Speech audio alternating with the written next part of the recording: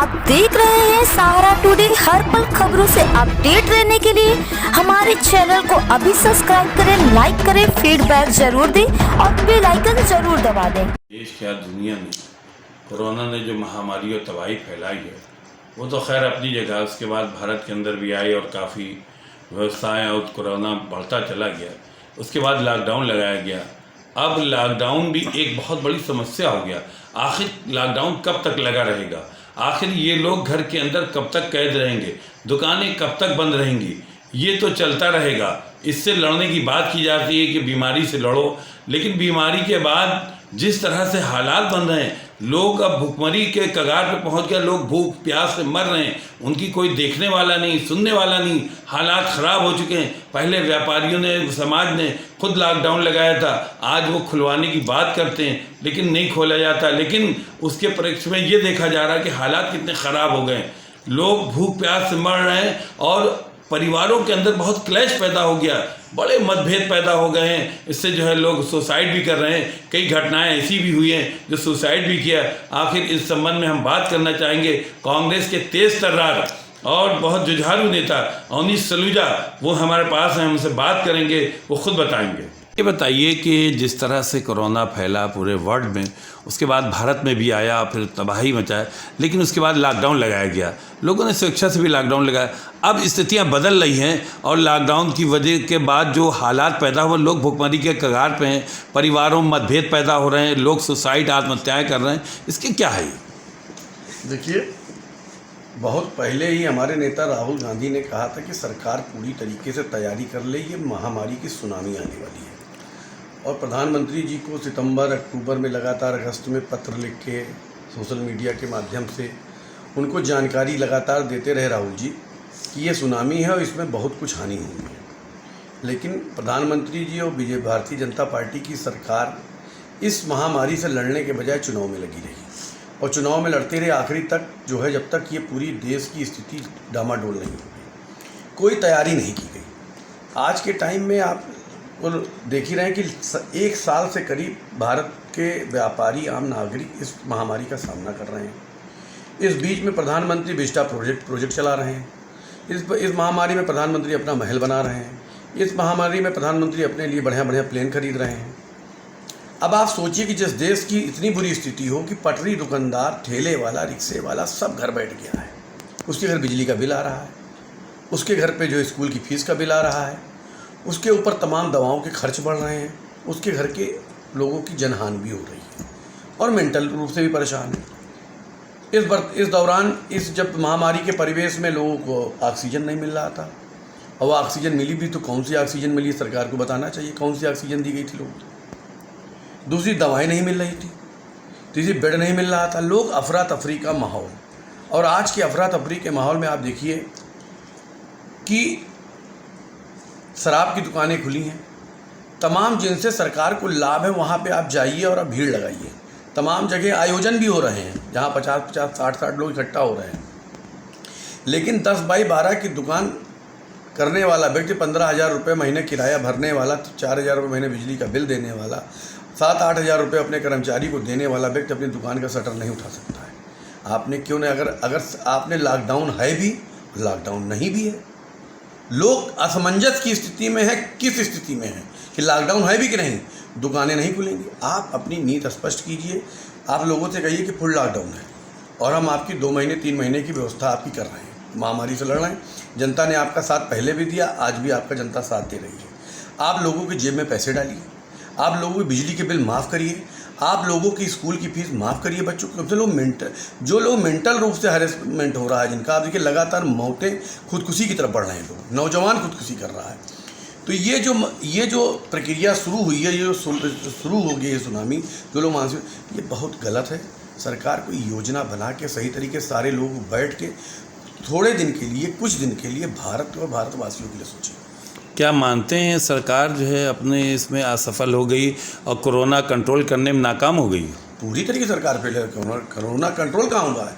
Peak आया चला गया, कौन किसको ऑक्सीजन मिला, कौन बच गया, आप बता दीजिए। जो बच गए वो ईश्वर की कृपा थी।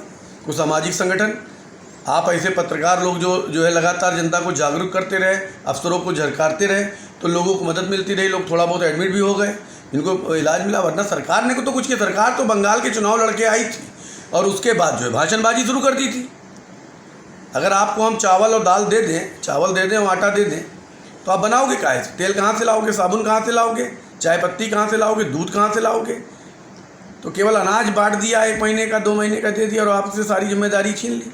उनसे पूछिए, वो ई रिक्शा वाला जो चलाता है, जो शाम को 200 रुपया कमाता है, 30 रुपये की सब्जी घर ले जाता है, 50 रुपये की अपने माँ बाप की दवा ले जाता है, 50 रुपये का फल फ्रूट ले जाता है और 50 रुपये अपने घर ले जाके राशन खरीदता है। उससे पूछिए, उसका ई रिक्शा बंद है 1 महीने 1.5 महीने, तो कैसे खा रहा है?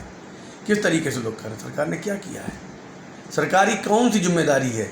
सरकार को विस्टा पर प्रोजेक्ट चाहिए कि अपने लिए रहने के लिए नया महल चाहिए कि जीने के लिए भारत की जनता चाहिए? सरकार को देखना। जिस तरह से हालात बेकाबू हो रहे हैं, अब लोग भी कह रहे हैं कि अब लॉकडाउन ख़त्म होना चाहिए, क्या आप इसका समर्थन करते हैं? नहीं, सरकार को लॉकडाउन पूरी तरीके से विचार करके और ख़ास करके जनप्रतिनिधियों जो व्यापार वर्ग के लोग हैं, उनसे व्यापार वर्ग के लोगों ने सरकार की हमेशा मदद की है। वो हमारे बहुत बड़े टैक्स पेयर हैं, उनके वजह से सरकार चलती है। उनसे बात करनी चाहिए कि किस तरीके उनका मानक बनाएं, दुकानें खुलें, दुकान में 1 लोग रहेंगे, 2 लोग रहेंगे, मान लेकिन इस तरीके से पूरा बंद कर देना और केवल पूंजीपतियों का काम करना।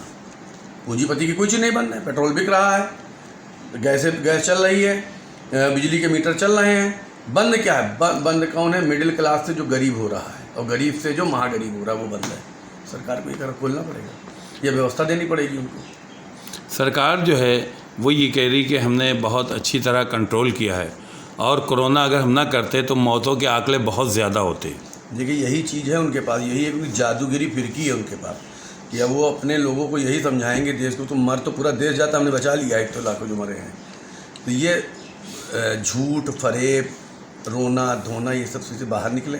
जनता समझदार है। जो मरे हैं, तमाम ऐसे लोग मरे हैं जो सड़कों पे, जिनको ऑक्सीजन नहीं मिला है, तमाम ऐसे लोगों ने को दवा नहीं मिली है, तमाम ऐसे लोग भी मरे हैं जिनकी जेब में पैसे नहीं थे। सरकार झूठ बोल रही है कि हमने लोग बचा लिया, किसी को नहीं बचाया है। जो बचे हैं अपने आप बचे हैं, ईश्वरी कृपा से बचे हैं, इनका कोई रोल नहीं रहा है। ये झूठ बोल रहे हैं, मैं साफ साफ, प्रधानमंत्री और ये भारत सरकार झूठ बोल रही है। ये बताइए, तो क्या ये माना जाए कि कोरोना के नाम पे राजनीति हो रही है? कोरोना के नाम पे राजनीति तो वो सरकार कर ही रही है। जब वो ये कह सकती है कि हमारे वजह से लोग बच गए हैं, जो न सब मर जाते, तो राजनीति तो है। बाकी कोई भी दल, जो सारे दलों को कहूँगा, जो भी इनके विपक्ष में, सभी दलों के लोगों ने इस समय मानवता का काम किया है और जनता के दुख दर्द में खड़े हुए हैं, मदद की है। ये एक अच्छा उदाहरण रहा है। कुछ लोगों ने सरकार में न होते हुए राजनीतिक उससे ऊपर उठे हैं। इसका आप वो भी देख लीजिए उदाहरण भी कि दिल्ली में हमारे यूथ कांग्रेस के अध्यक्ष ने बेड, ऑक्सीजन, दवाएं लोग घर घर पहुंचे तो उनको मुकदमा लिखा गया, उनको जेल भेजने की कोशिश की। न्यायालय ने कहा कि ये गंदा काम है, जो लोग मदद कर रहे हैं उनको आप जेल भेज रहे हो। कांग्रेस ने जो ये रसोई का ऐलान किया है, ये बहुत पहले दिन करना चाहिए, देर क्यों हो गई? नहीं, शुरू से रसोई का शुरू से ऐलान हो गया था।